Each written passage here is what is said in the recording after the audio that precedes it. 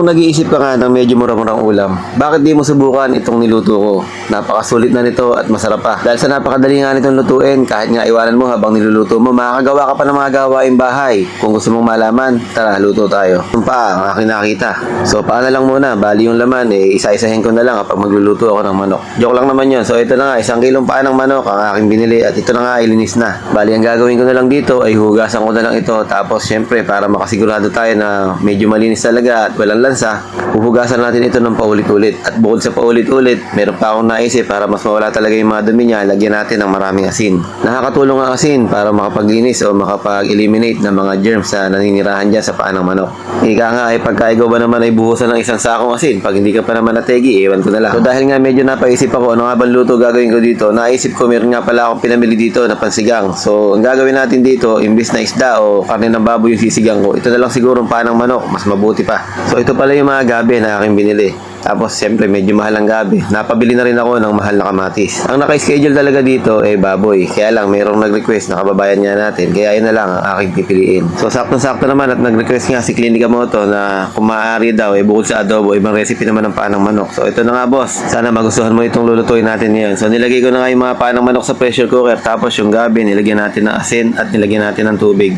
Yung tubig dyan, siguro, mga halos kalahati lang. Tapos, lagyan na natin ng sibuyas dito at lagyan din natin ito ng kamatis.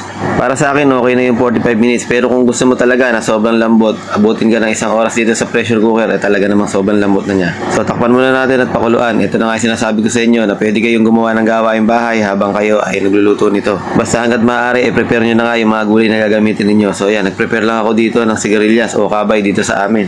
Kahit anong klaseng gulay naman na nilalagay sa mga sinigang, pwede nyo ilagay dito. Since ako nga ay available lang dito sa amin, itong mga gulay na to. At ito nga ay libre lang naman dahil nga may tanim ang aking ama. So, ito na lang ang aking pinitas. So, makalipas sa mga 45 minutes, check natin kung malambot na nga itong ating pinapakulong mga paa ng manok. At sa lahat po ng mga nanonood sa oras na ito, maraming salamat po sa try natin yung gabi kung napipisak na. So, yan na nga, napisak na talaga at malambot na ito. So, gagawin natin, salin lang natin ito sa isang lalagyan para mas makita ninyo. Pwede mo namang hindi isalin kung ikaw naman ay hindi nagbibideo ng iyong niluluto para ipakita sa public. So, ako naman kasi nagbibideo kaya pinakita ko dito sa ating presentasyon na talagang gusto ko makita ninyo lahat yung aking ginagawa. Kasi pagka dun sa pressure cooker, medyo maliit ang bunganga niya, mahirap ma-focus o medyo malalim kasi yung pressure cooker kaya hindi mo makikita yung kagandahan ng yung pagluluto. So ito, nakasindi pa rin yung ating kalan at nilagay na nga natin yung mga siling haba at nilagay na nga natin yung mga sigarilyas. Tapos yan, timplahan ko lang ng konting patis dahil tinikman ko medyo kulang talaga yung alat at konting pampalasa rin.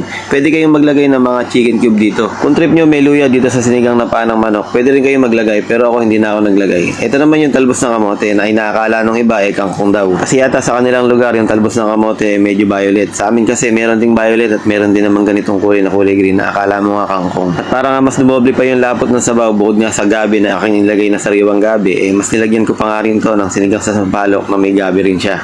All goods na ito at pwede na sigurong ihain. So para sa mabuklat yung paa ng manok sa sobrang lapot. Kaya habang mainit pa, tara't kumain na tayo. Alam ko na susubukan nyo rin ito balang araw. Sigurado naman ako masasarapan kayo dahil solid na solid talaga yung lasa nito at higit sa lahat, meron ka pang collagen na makukuha dito sa paa ng manok. Yung tipong isang hagod lang ng iyong labi, sigurado matatanggal lahat ng laman ng paa ng manok dahil nga hindi mo nagagamitan ng ngipin sa sobrang lambot. So sana po ay nagustuhan nyo yung ating video ngayon. Like, comment, and share. Mga idol, maraming salamat po. I love you all.